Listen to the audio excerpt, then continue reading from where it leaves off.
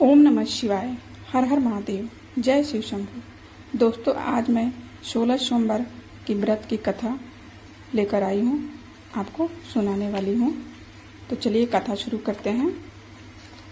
जो प्राणी अपने जीवन में घोर संकटों के बीच फंस गया हो, उसे किसी प्रकार से छुटकारा न मिले तो उसको चाहिए कि वह 16 सोमवार का व्रत करे।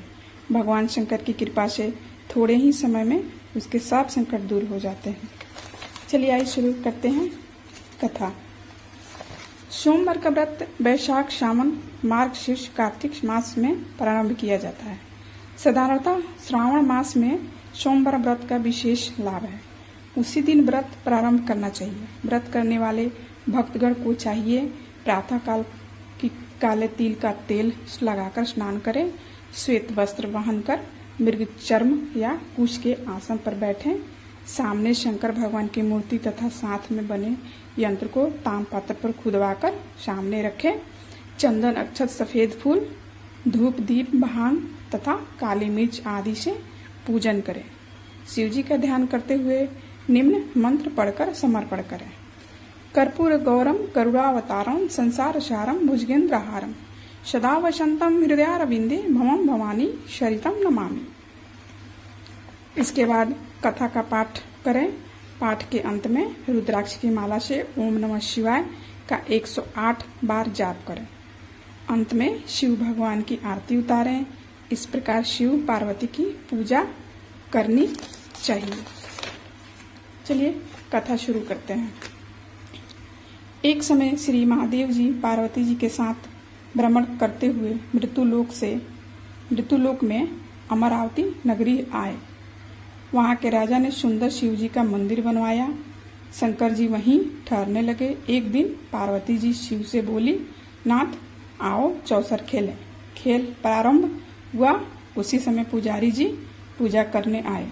पार्वती ने पूछा, पुजारी जी बताइए जीत किसकी होगी? वह बोले, शंकर जी की, और अंत में जीत पार्वती की हुई। पार्वती जी ने मिथ्या भाषण के कारण पुजारी जी को कोढ़ी होने का श्राप दिया। पुजारी जी कोढ़ी हो गए।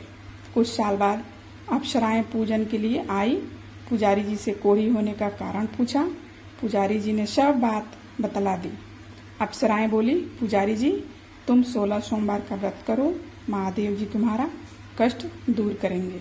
पुजारी जी ने उत्सुकता से व्रत की विधि पूछी। अप्सरा बोली, सोमवार को व्रत करें। संध्योपरांत आधा सेर गेहूं के आटे के 3 अंगा बनावें और घी, गुड़, दीप, नवेद, बेलपत्री से पूजन करें। बाद में 1 अंगा अर्पण कर शेष 2 अंगा प्रसादी समक्ष वितरित कर प्रसाद लें। इस विधि से 16 सोमवार कर 17वें सोमवार को पावा सिर गेहूं के आटे की बाटी का चूरमा बनाकर भोग लगाकर बांट दें। फिर सब कुटुंब प्रसाद ग्रहण करें। ऐसा करने से शिव जी तुम्हारे मनोरथ को पूर्ण करेंगे। यह कहकर अप्सराएं स्वर्ग को चली गई। पुजारी जी यथाविधि व्रत कर रोगमुक्त हुए और पूजन करने लगे। कुछ दिन बाद शंकर पार्वती पुनः आए। पुजारी जी को कुशलता पूर्वक देख पार्वती जी ने रोग मुक्ति का कारण पूछा। पुजारी के कथानुसार पार्वती ने व्रत किया।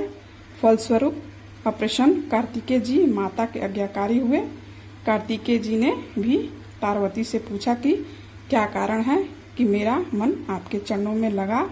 पार्वती ने यही बात व्रत बतलाया। कार्तिकेय जी ने भी व्रत किया। फलस्वरूप बिछड़ा हुआ मित्र मिला। उसने भी कारण पूछा।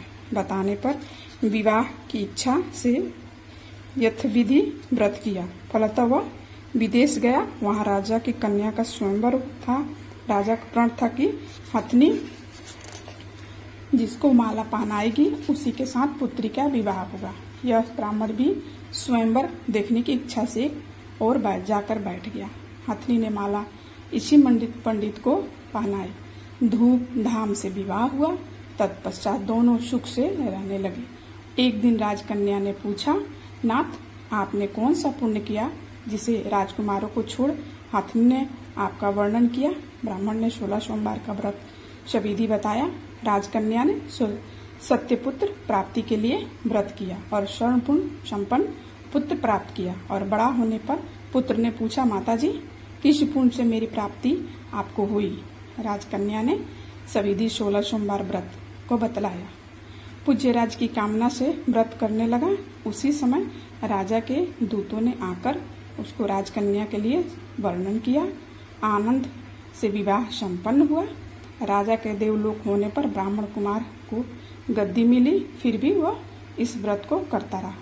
एक दिन उसने अपनी पत्नी से पूछा, पूजन सामग्री भी शिवालय में ले चलने को कहा, परंतु उसने दासियों के द्वारा भिजवा दी। जब राजा ने पूजन समाप्त किया तो आकाशवाणी हुई कि इस पत्नी को निकाल दे, नहीं तो यह तेरा सत्यानाश कर देगी। प्रभु की आज्ञा मान उसने रानी को निकाल दिया। रानी भाग्य को कोसती हुई एक नगर में बुढ़िया के पास गई। दिन देखकर बुढ़िया ने इसके सिर पर सूत की पोटली रखकर बाजार में भेजी। रास्ते में आंधी आई, पोटली उड़ गिर गई। बुढ़िया ने इसको फटकार कर भगाया। वहां से तेली के पास पहुंची तो बस माठ चटक गए। उसने भी निकाल दिया। पानी पीने नदी पहुंची तो नदी सूख गई। सरोवर में पहुंची तो हाथ स्पर्श करते ही जल में कीड़े पड़ गए। उसी जल को पी आराम करने के लिए जिस पेड़ के नीचे जाती वहीं सूख जाता। और सरोवर की दशा देख ग्वाले इसे मंदिर के गुसाई के पास ले गए। यह देखकर गुसाई जी समझ गए कि यह कुलीन अबला विपत्ति की मारी हुई है। धैर्य बांधते हुए बोले, बेटी तुम मेरे यहाँ रहो, किस बात की चिंता मत करो। रानी के आश्रम में रहने लगी, परंतु जिस वस्तु से उसका हाथ लगे उसी में कीड़े पड़ जाते हैं। दुखी को गुसाई होकर पूछा, बेटी किस देव की आराधना से तेरी यह दशा हुई है? रानी ने बताया, मैं पति की आज्ञा का उल्लंघन कर महादेव जी के पूजन को नहीं गई। गुसाई ने शिव जी से प्रार्थना की। गुसाई जी बोले, बेटी तुम 16 सोमवार का व्रत करो। रानी ने शिवदी व्रत संपूर्ण किया। व्रत के प्रभाव से राजा को रानी याद आ गई और दूतों को उसकी खोज करने के लिए भेजा। आश्रम में रानी को देख दूतों ने आकर राजा को रानी का पता बताया। राजा ने जाकर गुसाई जी से कहा, महाराज यह मेरी पत्नी है। शिव जी के रुष्ट होने से मैंने इसका परित्याग किया। अब शिव जी की कृपा से इसे लेने आया हूँ। कृपा इसे जाने की आज्ञा दे। गुसाई जी ने आज्ञा दे दी। राजा रानी नगर में आए। नगरवासियों ने नगर सजाया, बाजे बजाने लगे, मंगलोच्चार हुआ। शिव जी की कृपा से प्रतिवर्ष 16 सोमवार व्रत को कर रानी के साथ आनंद के साथ रहने लगे। अंत में शिवलोक को प्राप्त हुए। इसी प्रकार जो मनुष्य व्यक्ति सही विधि पूर्वक 16 सोमवार व्रत को करता है और कथा सुनता है, उसकी सब मनोकामनाएं पूर्ण होती है। अंत में शिवलोक को प्राप्त होता है। ओम नमः शिवाय। हर हर महादेव। जय शिव शंभो।